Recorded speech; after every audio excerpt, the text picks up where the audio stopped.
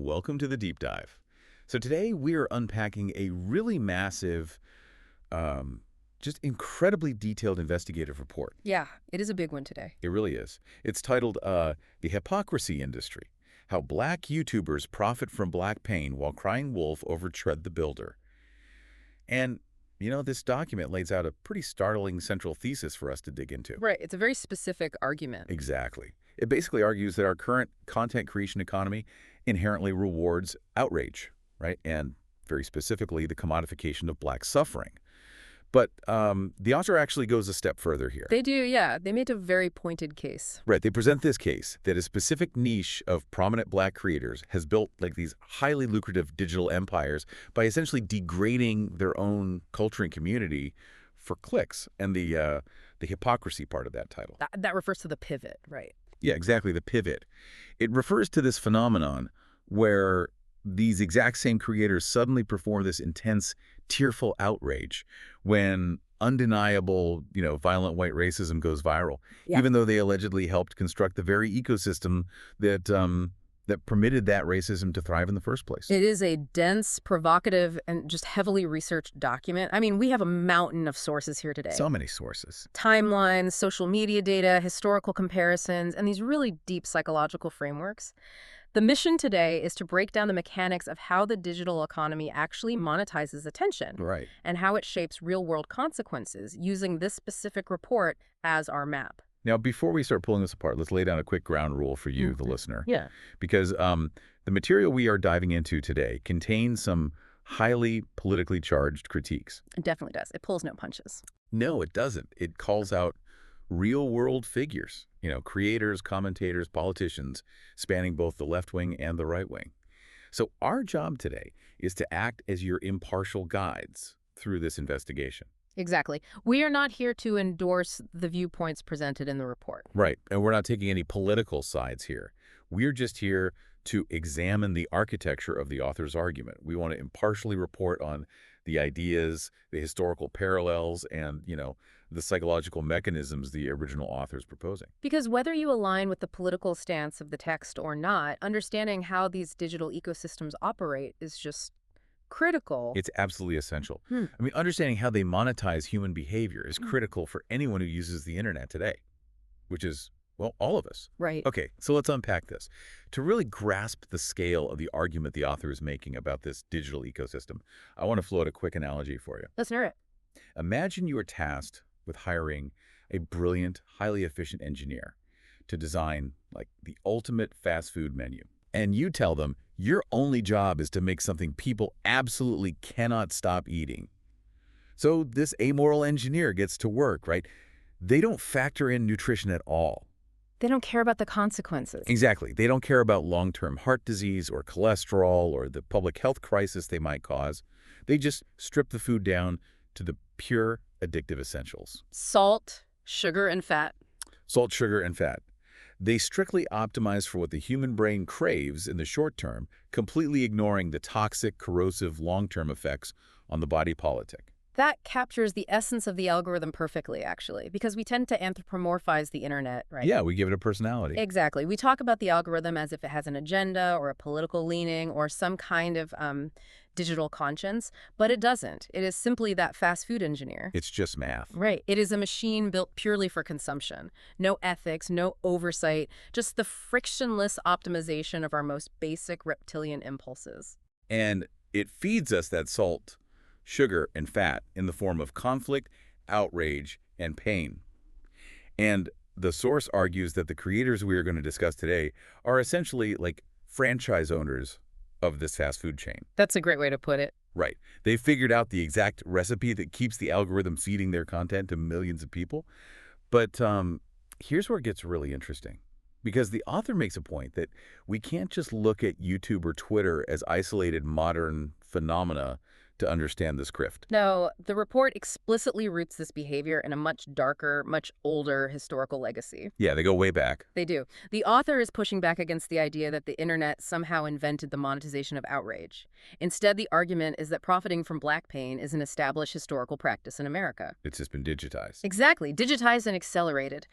The text draws a direct, unbroken line from the media practices of the 19th and 20th centuries straight to our current social media timelines. And the historical precedents cited here are, they are sobering to read.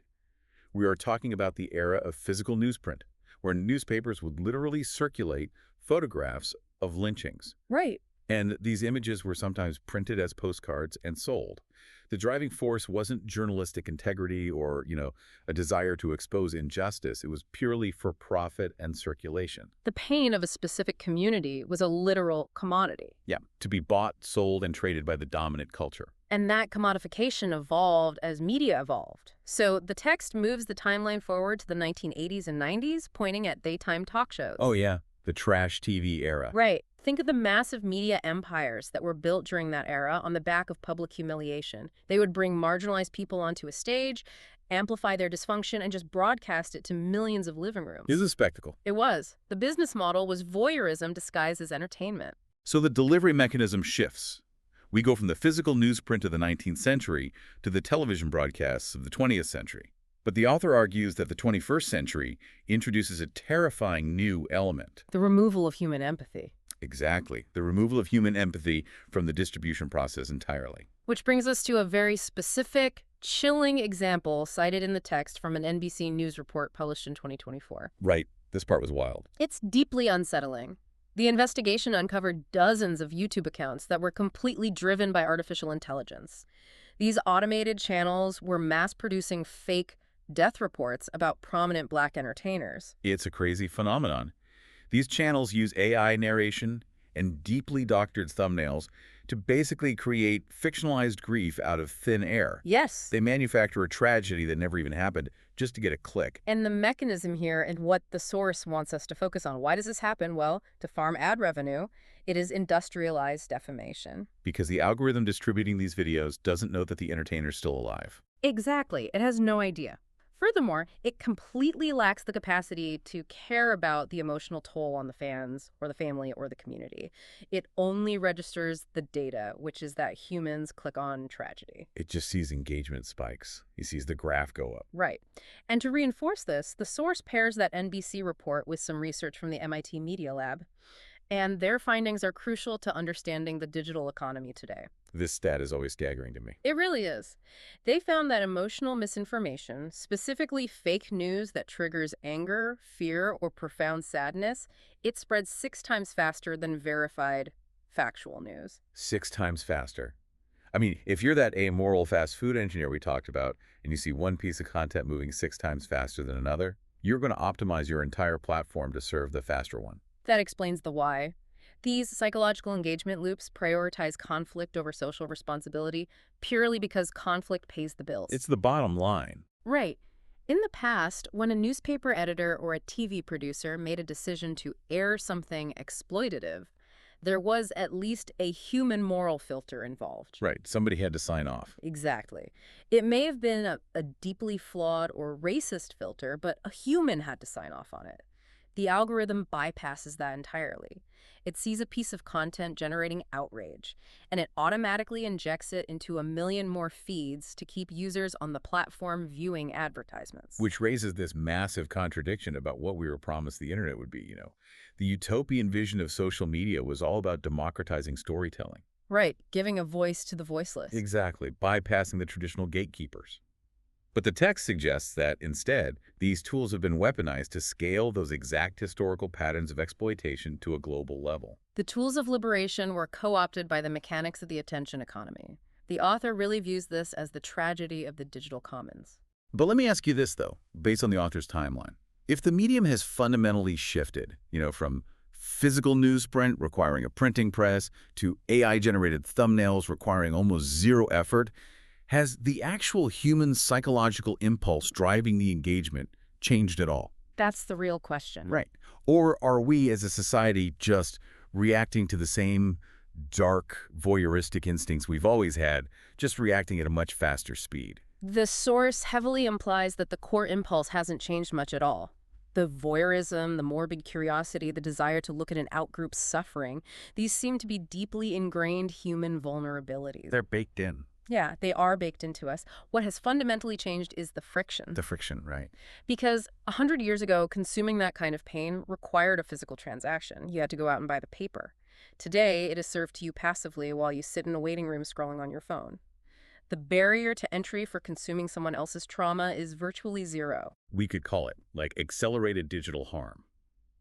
And the author makes it very clear that this isn't just an abstract theory about algorithmic reward systems. This digital ecosystem has very real, very physical manifestations. And that leads to the main case study. Exactly.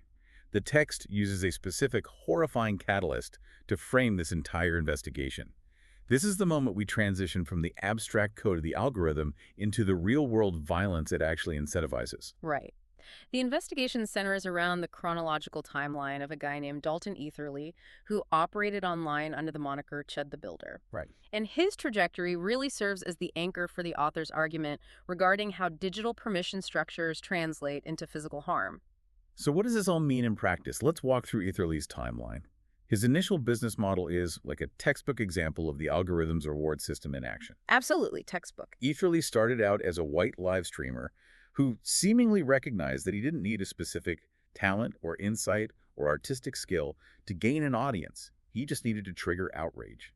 Right, that was the entire brand. So his content consisted of walking through public spaces, actively seeking out Black people who were just minding their own business and hurling the N-word at them while filming their reactions. He literally turned racial terrorization into a monetized product. He wasn't doing this in the dark web. He was broadcasting it live on major platforms. Right out in the open. Exactly. The architecture of these platforms allowed it to circulate because it generated intense, immediate engagement. People were outraged. People were leaving angry comments. Yeah, people were sharing the clips to condemn his actions. But to the algorithm, a rage click and a supportive click look exactly the same. It's all just data. All of that activity signaled to the machine that this was highly valuable content, so it pushed it to more people. The engagement itself is the product. But as the text points out, there's a ceiling to that kind of content, right? You can't just keep doing the same provocation forever because the audience inevitably gets desensitized. The dopamine hit wears off. Exactly. The algorithm essentially demands higher stakes to maintain that same level of outrage, which leads directly to the tragic endpoint the source details on May 13th, 2026. Right. The escalation reached its peak outside a Montgomery County courthouse in Clarksville, Tennessee. Yeah.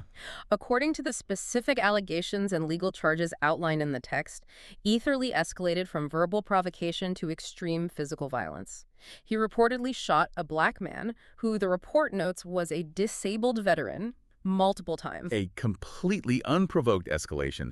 And then, according to the timeline, Etherly allegedly turned the gun on himself and shot himself in the arm. Yes. The text states he did this to fabricate a self-defense narrative on the spot. Which is just... It's incredibly dark. And the legal ramifications were immediate. The charges he is facing are incredibly severe, as they should be. We're talking attempted murder, employing a firearm during a dangerous felony, aggravated assault, and reckless endangerment. This is a horrific act of violence. And you would assume, right, you would assume an event like this would make him radioactive. You would think so. That the internet would collectively recoil, and he would become a total pariah. But the source details the immediate reaction from the right-wing digital ecosystem, and it is genuinely staggering. They didn't reject him, they financially fortified him. The speed of the mobilization is what the author really focuses on here. Within a single day of the shooting, Etherly raised over $100,000 for his legal defense. In one day. In 24 hours.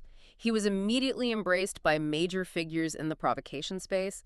The source lists his appearances on Alex Jones's InfoWars and on Gavin McInnes's show. They gave him a massive platform. They did. He received direct support, amplification, and financial backing. Furthermore, the text points out that his videos and his self-defense narrative were heavily boosted by Elon Musk's Twitter algorithm, which ties the platform's mechanics directly to the spread of his story. It's wild. And the author brings in a quote from a writer named Dixon D. White, who introduces a fascinating concept here. White calls Etherly the perfect metaphor for the self-inflicted wound of white supremacy. It's a very striking image. It is. It's this idea that a man would literally destroy himself, shooting himself in the arm, inviting attempted murder charges, ruining his own life, just to uphold this violent, delusional fantasy of a racial hierarchy. Right. But I want to offer a bit of pushback on that framing from the source, because framing his self-inflicted gunshot wound as a metaphor for white supremacy destroying itself, I mean, it is a very powerful literary image. I get why a writer would use it. Sure.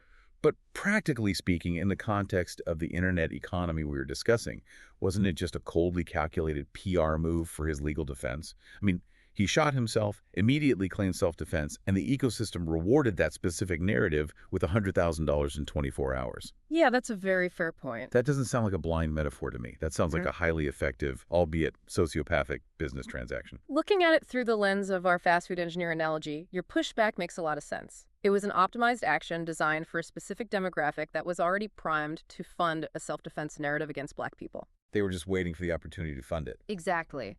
Whether Etherly was consciously acting out a metaphor or not, he implicitly understood the mechanics of his audience. He knew that manufacturing the optics of being a victim of the very people he was antagonizing would open the floodgates of financial support. He understood the algorithm of his own ecosystem. Which brings us to the central pivot of this entire investigative report. Because while Chud the Builder was a white provocateur committing an act of violence, the author asks a piercing structural question about the wider digital neighborhood he operated in. Right. The central question the source asks is, where were the prominent Black conservative commentators while Chud's audience was being primed for this violence? That's the million-dollar question. During the months and years that Etherly was walking around shouting slurs, harassing people, and building an audience based on anti-Black sentiment, where was the outrage from the Black creators who share overlapping political spaces and audiences with them? Because the text makes the argument that Chud didn't just fall out of a coconut tree, right? He existed in a cultivated ecosystem. And to understand how that ecosystem grew so toxic, we have to look at its architects. We have to look at the people building the foundation. Exactly. Which brings us to the specific creators the source zeroes in on, analyzing how their business models laid the groundwork for this kind of event. So let's start with the business of ridicule and the Hodge Twins. Yeah, the Hodge Twins. Their career trajectory represents a fascinating evolution in the creator economy. Because they weren't always political, right? No, not at all. The source notes that they did not start out in political commentary. They began as fitness YouTubers.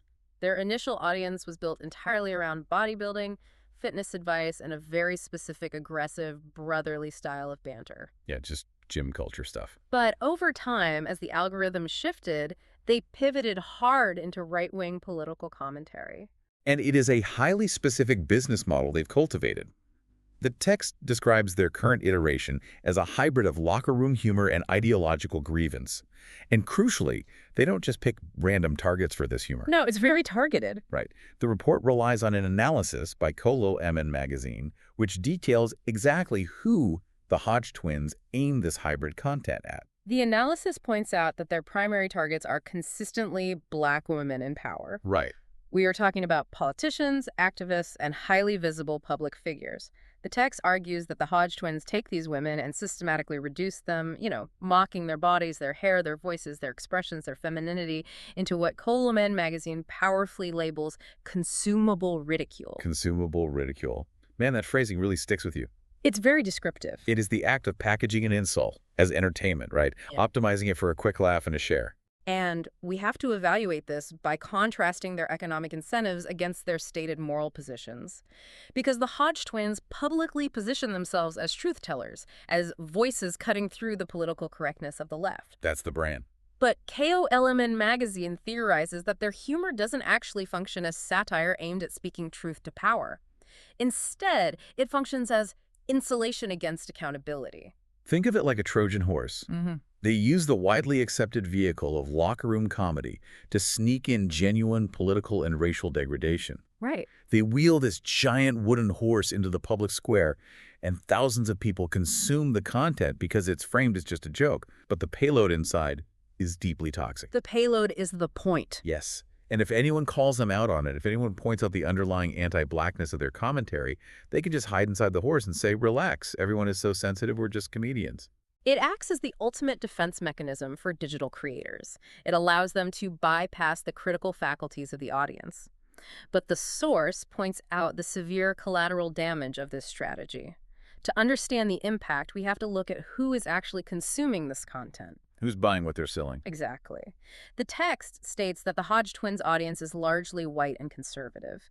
So you have Black creators producing content that, according to the author, effectively teaches an impressionable digital audience how and why to laugh at Black women in power. The author is suggesting they are essentially providing a playbook. They are normalizing the degradation of a specific demographic for the entertainment of another demographic. The author goes so far as to label them grifters. The report cites community observers who argue that the twins are simply taking the quickest, most frictionless route to financial success by disparaging their own community. And the moral dissonance the text highlights is profound here. They built an empire normalizing this kind of ridicule, but as we see later in the timeline, they demand solidarity and perform outrage when physical violence eventually erupts. But how is this insular humor justified to the community itself?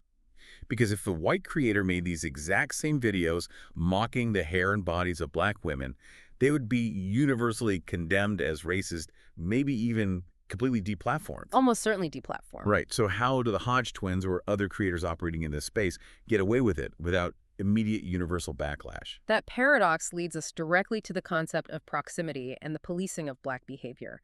This is a dynamic perfectly illustrated by the next figure in the report, a creator known as Office Tatum. Yes, Office Tatum.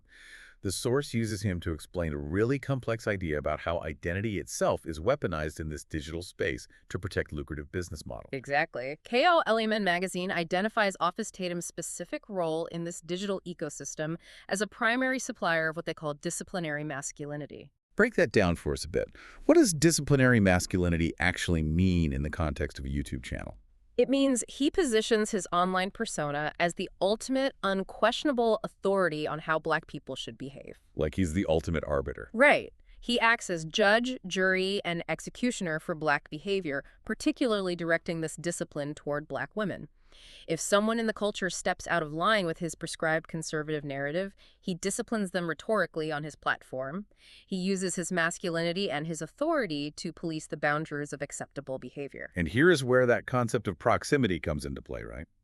The text argues that Tatum's identity as a Black man pre-clears his harsh rhetoric. His identity basically acts as a structural shield against criticism. It is a critical mechanism for his survival in the ecosystem. Let's run a quick thought experiment. If a white conservative commentator delivered the exact same monologue, using the exact same phrasing and tone that Tatum uses to critique Black culture, the audience and the broader public would immediately recognize it as nakedly racist. It would trigger every single alarm bell. Without a doubt. But because Tatum possesses proximity to the culture by virtue of simply being a Black man, he can entirely reframe the attack. He sanitizes it for his audience. He gives it a different label. Right. He presents it not as racism, but as an internal community critique or truth-telling, or what is often branded as tough love. He basically acts as the quote-unquote good cop in the interrogation room of anti-Blackness. And that is a massive accusation from the author of the report. The text notes that the community backlash to Tatum's content is actually severe and highly specific. The pushback from within the Black community is intense, yes. The source details how community discussions frequently label him with highly derogatory terms reserved for those seen as betraying their race for personal gain. Right. They use the term coon, and they heavily compare him to the Uncle Ruckus archetype from the animated series The Boondocks. And for those who might not be familiar with that show, Uncle Ruckus is this brilliant piece of satire. He is a Black character who harbors an intense, purely distilled hatred for Black people and openly idolizes white supremacy. Yes, he's very extreme. He is the living embodiment of internalized racism taken to a comedic extreme. And the text also draws on historical parallels, using the term house Negro to describe Tatum's role. The implication is that he polices his own community specifically to gain favor, status, and profit from a largely white conservative audience. He maintains order for the benefit of the outgroup. Now, I want to pause here and play devil's advocate for a moment, just to really explore the boundaries of what this text is claiming. Sure, go for it. Because the source argues definitively that Tatum is purely grifting for personal gain. But couldn't a listener or, a genuine supporter of his argue that internal community critique is necessary? That's the common defense, yes. Right. I mean, every community needs self-reflection, right? Mm. Every community needs tough conversations about its own dysfunctions. The line between genuine tough love meant to help and profitable anti-Black performance art meant to exploit, it feels highly subjective. How does the author of this report definitively draw that line without just relying on political disagreement? That is the absolute crux of the debate, and it's a vital question to ask. The author attempts to draw that line not by policing the content of the critique, but by examining the economic incentives and the target audience. Okay, it makes sense. Think about it this way. Genuine internal community critique is usually directed at the community for the betterment of the community. It happens in community spaces. Right, it's an in-house conversation. Exactly. The source argues that Tatum and the Hodge Twins are not producing their content for the betterment of Black people. They are producing this content for the entertainment, validation, and financial support of a predominantly white conservative demographic. They're broadcasting it to the outgroup. Yes. They are taking internal issues and selling them to outsiders. When the primary outcome is generating profit from an outgroup by mocking your in-group, the author argues it clearly crosses the line from valid critique to exploitative performance art. The distinction lies in who is consuming the product. If you're selling the tough love to people who have no stake in the community, but who just want an excuse to point and laugh, it's no longer tough love, it's a grift. Furthermore, the author expands the scope of this investigation to show that this phenomenon is not limited to political commentary. It's not just the political talking heads. No, it isn't just happening in debates about public policy. The text makes a sharp pivot to demonstrate how deeply this algorithmic incentive infects pop culture and hip-hop media as well. Which brings us to the third major figure in this investigation, a media personality known as Poetik Flakko. Right. Poetik Flakko operates in a very different sphere than Tatum or the Hodge Twins. He is a prominent host on the No Jumper platform, which functions as a massive hub for hip-hop journalism and broader internet culture. But his role there is specific. Very specific. The text explicitly outlines his role within that space as the designated anti-Black Black voice. The source argues that Flakko has figured out how to profit immensely from Black culture and hip-hop culture, while simultaneously demonstrating a deep contempt for it, right? Yes, constantly alienating himself from the very community he covers. And the report breaks this down by citing 4 very specific controversies. Let's look at the pattern of his behavior. You see this pattern manifest most clearly in how he handles cultural gatekeeping. The first incident the text highlights occurred in December 2024. Flakko sparked massive outrage when he publicly suggested that a no-wig kick streamer named Aiden Ross was somehow more hip-hop than a man named Rob Markman. To put that in context for you, Aiden Ross is primarily known as an internet provocateur. He built a massive audience by doing things like platforming controversial figures like Andrew Tate. Right. Rob Markman, on the other hand, is a highly respected, veteran Black hip-hop journalist. He is considered a foundational pillar of the culture. So elevating someone like Ross over someone like Markman triggered fierce backlash. The text quotes users who directly refuted Flakko, pointing out that Markman's connection to the culture is built on decades of journalism, advocacy, and storytelling. It's real roots. Exactly. Elevating a white provocateur over a Black expert is viewed as a deliberate devaluing of Black cultural authority. It perfectly mirrors the broader anti-Black ecosystem this source is critiquing, prioritizing engagement bait over genuine cultural contribution. But his rhetorical strategy doesn't stop at just gatekeeping legacy media. It bleeds into how he treats actual, real-world tragedy, which is, frankly, much darker. It is. The source cites an investigative report detailing how Flakko weaponized the tragic murder of a beloved Los Angeles rapper named Draco the Ruler. This part was hard to read. It's very grim. According to the text, Flakko produced a video where he publicly tied a real named gang member to the death. Which is incredibly dangerous speculation to broadcast to an audience of millions. You were playing with people's lives at that point. And he took it a step further. The source states he actually displayed the Los Angeles Homicide Department's phone number at the bottom of the screen during the video. That crosses a massive line. I mean, that's not journalism. That's not even commentary. The text is explicit about this. It says, this is not commentary. This is exploitation. He used a real murder involving real grieving families as interactive true crime content for his viewers. To farm engagement. Yes, he invited public speculation and potential vigilantism that could have led to real-world consequences or retaliation for innocent people, purely to farm engagement and watch time on his video. And that willingness to exploit tragedy is fundamentally the same rhetorical trick he pulls when discussing systemic issues. The source brings up a third incident that highlights his framework for debating these topics. On the Rich at Heart podcast, Flakko framed a debate around a highly inflammatory question. He asked, what's worse for blacks, the KKK or gangs? Just the framing of that question tells you everything you need to know about the engagement loop we discussed earlier. It is designed in a lab to cause outrage. It is a classic deflection trope.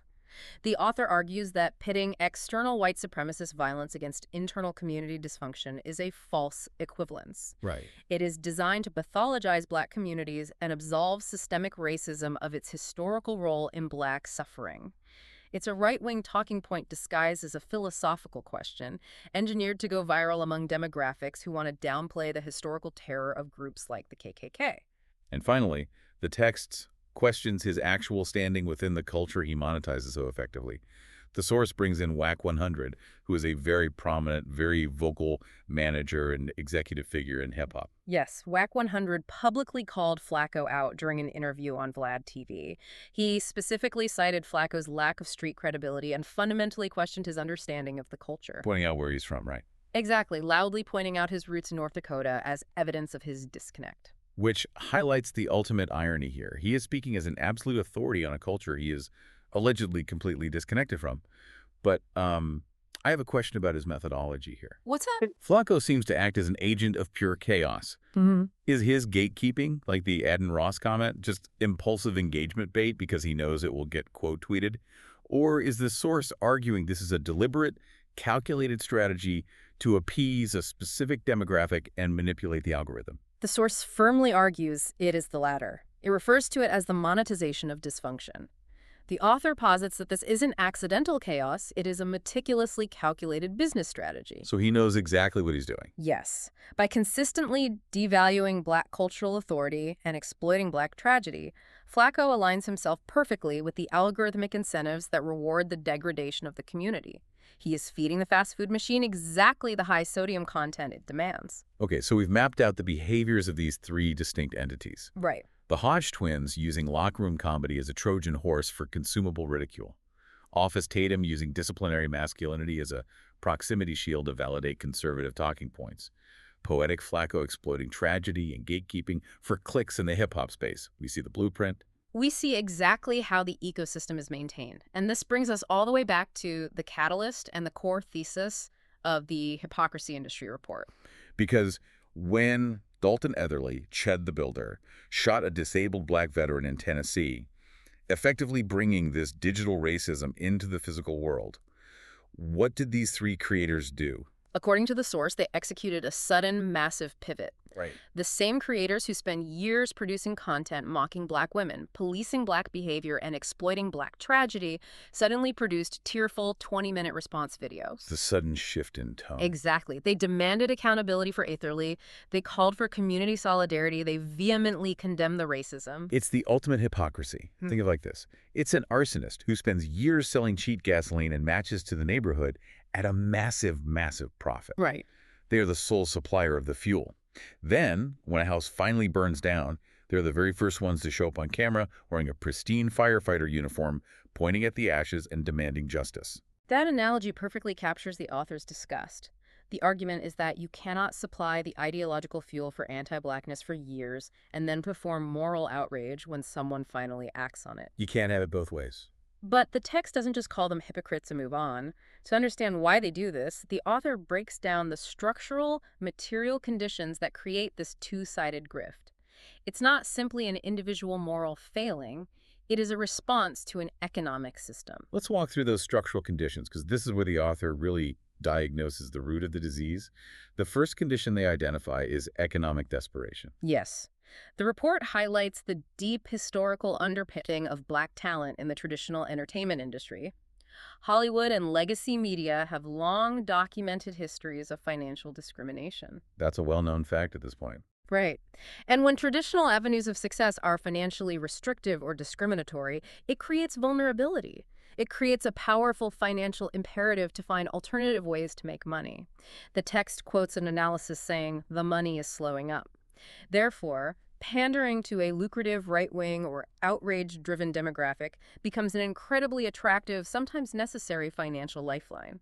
They pivot to where the cash flows freely, Exactly. which leads directly to the second structural condition, algorithmic incentives. Which we discussed at the top of the deep dive. The platforms themselves reward outrage over nuance. Always. The algorithm doesn't pay a creator for a measured, thoughtful critique of their community's infrastructure. It pays them for inflammatory rhetoric.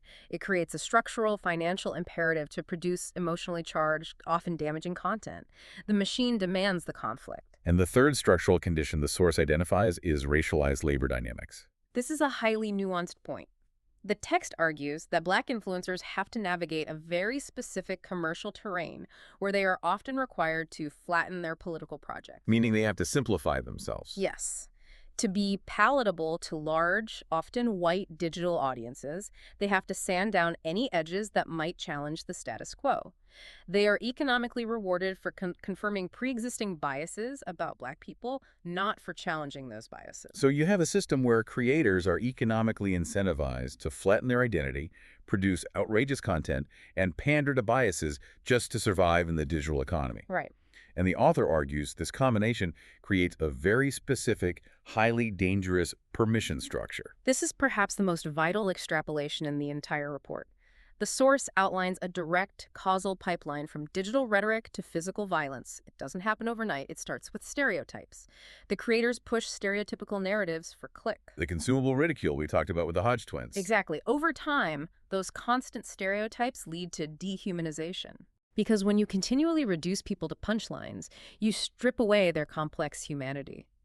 Dehumanization then leads to permission. Permission for the audience to view these targets, not as human beings with rights, but as objects of scorn. The text notes that this permission often attaches itself initially to highly visible figures. It cites the relentless digital attacks on Michelle Obama, Vice President Kamala Harris, and various Black women in Congress.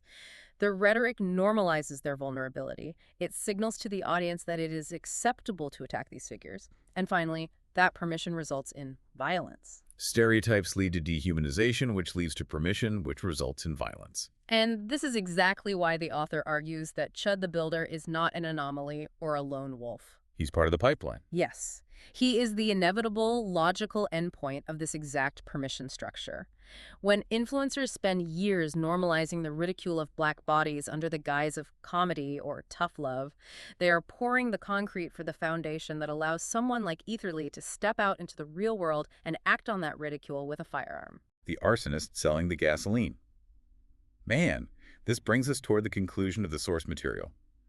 After laying out this extensive, multi-layered case, the author poses 5 ultimate, demanding questions directly to Office Tatum, the Hodge Twins, and Poetik Flakko. Let's synthesize these questions because they encapsulate the entire investigation. Question 1.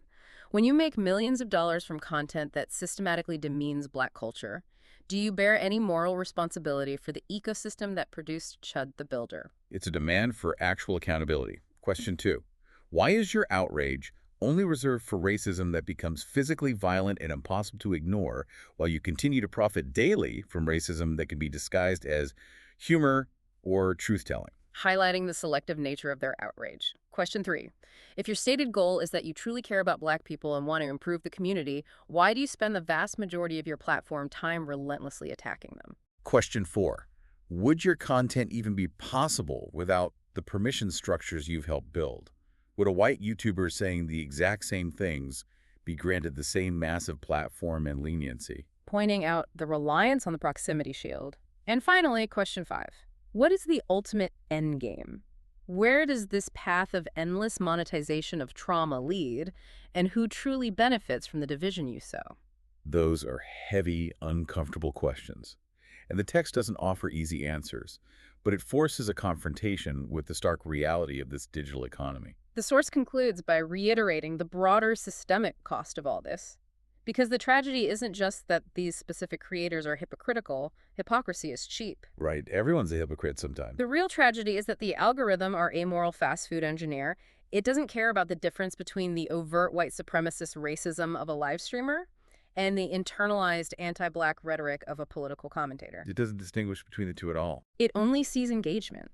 It only sees content that keeps the user scrolling and viewing ads. To the algorithm, trauma is just data, but to the community, it is actual lived destruction. And the author leaves the reader with a stark warning. Unless there is systemic change in how we incentivize content, the next Chud the Builder is entirely inevitable because the financial and algorithmic incentives remain perfectly aligned to produce him. It's a really sobering look at the mechanics of the internet we all use every day. The source brilliantly indicts the creators who exploit the system, and it indicts the tech platforms that designed it. But honestly, thinking about all of this, exploring the psychology, the economics of it, it raises a deeper, much more uncomfortable question for you, the listener. Yeah, it does. Because if you are listening to this on your commute or while you're working out, think about your own habits. If the algorithms are strictly amoral machines, if they only feed us what we actively watch, what we pause on, what we quote tweet in anger, and what we share in our group chats to mock, to what extent are our own passive viewing habits complicit in funding this hypocrisy industry? That is a highly provocative thought to leave on. Right. If outrage fundamentally requires an audience in order to be monetized, are we the silent fourth partner in this grift? It places the agency back on the consumer. The machine only runs if we keep feeding it our attention. Exactly. So the next time you see a piece of content that makes your blood boil or reduces someone to a punchline, take a second before you engage. Ask yourself who is profiting from your reaction. Thank you for joining us on this deep dive. We encourage you to question your own digital diets and the true hidden cost of your clicks, because that fast food engineer is always working, and it's up to us to decide what we're willing to consume. We'll catch you next time.